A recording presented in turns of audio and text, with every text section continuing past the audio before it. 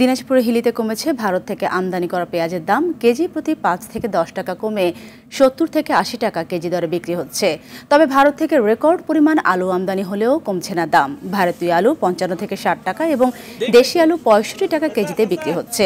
আলুর বাড়তি দামে বিপাকে পড়েছে নিম্ন আয়ের মানুষ। হিলি কাস্টমসের তথ্য মতে গতকাল ভারতীয় ১৫টি ট্রাকে ৪২০ মেট্রিক টন পেঁয়াজ এবং ৭২টি ট্রাকে ১৮৫০ মেট্রিক টন আলু আমদানি হয়েছে এই স্থলবন্দর দিয়ে।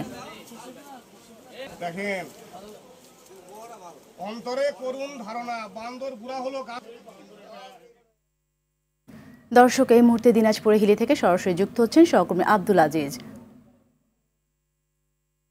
আমরা জানি পার্শ্ববর্তী দেশ থেকে আলু এবং পেঁয়াজ দুটোই আমদানি করা হয়েছে, কিন্তু পেঁয়াজের দাম কমে গেলেও প্রায় ৭২টি ট্রাকে ১৮৫০ মেট্রিক টন আলু আমদানি পরেও আলুর দাম কমছে না।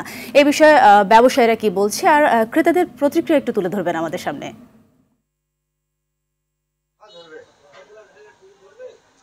যে সাথী, আপনি যেমনটি বলছিলেন, আসলে আলুর দাম না কমার কারণটি কিন্তু আমরা আমদানিকারকদের সঙ্গে কথা বলে যেটি জানতে পেরেছি যে আসলে ভারতের অভ্যন্তরেই এইসব আলুর দাম নাকি বেশি, যার জন্য কিন্তু মূলত ভারত থেকে তাদেরকে বেশি দামে কিনতে হচ্ছে, যার জন্য তাদেরকে খুচরা বাজারে বেশি দামে বিক্রি করতে হচ্ছে, এমনটি কিন্তু আমরা জানতে পেরেছি। তবে একদিনের ব্যবধানে কিন্তু আলুর দামটি কেজি প্রতি ৫ থেকে ৬০ টাকা বৃদ্ধি পেয়েছে। আমরা যেমনটি দেখেছি, কিছুক্ষণ আগে খোঁজ নিয়ে দেখলাম যে হিলি স্থলবন্দরের যে খুচরা বাজার আমি যেখানে দাঁড়িয়ে রয়েছে, এখানে কিন্তু ভারতীয় আলু বিক্রি হচ্ছে ৫৫ থেকে ৬০ টাকা কেজি দরে, যেটি আমরা গত দুই দিন আগেও দেখেছিলাম যে ৫৩ থেকে ৫৪ টাকা দরে বিক্রি হয়েছিল। তো সেই সঙ্গে কিন্তু দেশি আলুর দামটি কিন্তু বৃদ্ধি পেয়েছে। দেশি আলুর দামটি বৃদ্ধি পাওয়ার কারণটি হচ্ছে যে এখন কিন্তু দেশে কৃষকরা বীজ হিসাবে কিন্তু আলু বিক্রি করছে, যার জন্য কিন্তু এই আলুটি কিছুটা সংকট দেখা দিয়েছে, যার জন্য দেশি আলু ৬৫ টাকা কেজি দরে বিক্রি হচ্ছে।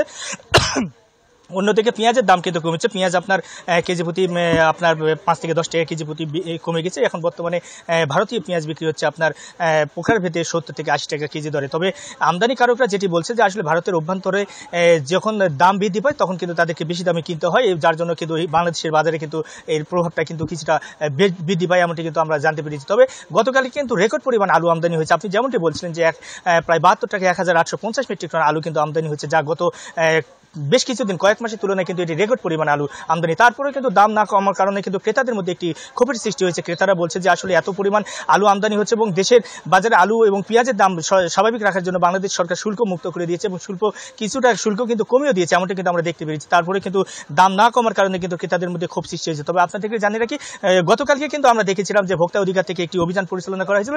সেটি আমদানিকৃত পণ্যের উপর না অভিযান পরিচালনা করে তিনি কিন্তু ঔষধের দোকানে বা অন্যান্য বিভিন্ন যেসব দ্রব্য রয়েছে সেগুলোর বাজারে অভিযান পরিচালনা করেছে। এতে কিন্তু ক্রেতারা কিন্তু হতাশ যে আসলে এখন যেহেতু দেশের বাজারে নিত্যপণ্যের দাম বেশি, সেক্ষেত্রে নিত্যপণ্যের বাজারে অভিযান পরিচালনা না করে অন্যান্য পণ্যের বাজারে অভিযান করাটা এটি একটি অন্য বিষয় হিসেবে মনে করছে। তো এখন পর্যন্ত বলা চলে যে দেশের বাজারে পেঁয়াজের দামটা কিছুটা স্বাভাবিক থাকলেও হিলি স্থলবন্দরের বাজারে আলুর দামটা অনেকটা বৃদ্ধি পেয়েছে। তো এই ছিল সাথে আমার কাছে দিনাজপুরের হিলি স্থলবন্দর থেকে পেঁয়াজ এবং আলু বাজার নিয়ে সর্বশেষ পরিস্থিতি।